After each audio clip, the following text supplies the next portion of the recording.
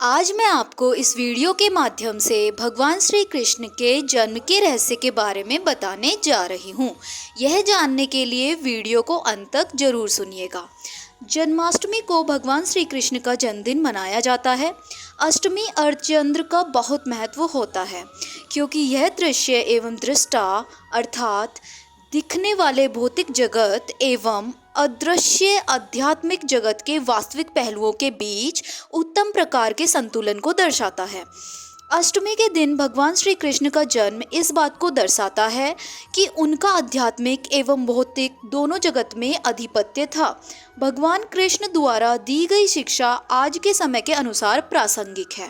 गोकुल अष्टमी का उत्सव मनाने का अर्थ है कि आप बिल्कुल विपरीत लेकिन फिर भी एक दूसरे के पूरक गुणों को ग्रहण करें तथा उन्हें अपने जीवन में लागू करें। कृष्ण का अर्थ है सबसे अधिक आकर्षक, जो आपकी आत्मा है, आपका अस्तित्व है। राधे श्याम अनंत को दर्शाता है। राधे व्यक्तिगत जीवन है और श्याम जीवन का अनंत स्वरूप है। कृष्ण प्रत्येक जीव की आत्मा है और जब हमारा सच्चा स्वाभाविक स्वरूप चमकता है तब हमारे व्यक्तित्व में निखार आता है, हमें कुशलताएं प्राप्त होती हैं और जीवन में समृद्धि आती है। ऐसा कहा जाता है कि कृष्ण मक्खन चुराते थे। यह कहावत किस बात को दर्शाती है? मक्खन एक प्रक्रिया में प्राप्त होने वाला अंतिम उत्पाद होता है। सबसे पहले दूध से दही बनाया जाता है और फिर दही को मथकर मक्खन बनाया जाता है। दूध या दही की तरह जीवन भी मंथन की एक प्रक्रिया है जो बहुत सारी घटनाओं से होकर गुजरता है।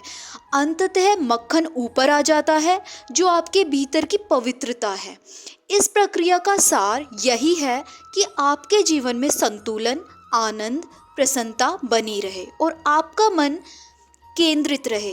जब जीवन में सब कुछ ठीक प्रकार से चल रहा हो तो आपके चेहरे पर एक बड़ी सी मुस्कान होती है, लेकिन यदि आप विपरीत परिस्थितियों में भी मुस्कुरा सकते हैं तब आपने जीवन में कुछ प्राप्त किया है। जब भी आपका मन अशांत हो तब यह सोचने के बजाय कि ऐसा नहीं होना चाहिए था, आप समर्पण कर दीजिए। भगवत गीता में भगवान कहते हैं, ऐसा क्यों है कि बहुत सारे लोग मुझे नहीं जान पाते? कारण यह है कि वे लगातार अपने राग और द्वेषों में उलझे रहते हैं। वह व्यक्ति जिनमें किसी के प्रति बहुत अधिक अनुराग या अधिक घृणा है, मोह में फंस जाता है। वह धन या रिश्तों आदि समस्याओं में उलझा सा रहता है। रात दिन वर्षों तक उसी के बारे में चिंता करता रहता है, लेकिन वह उससे बाहर नहीं निकल पाता।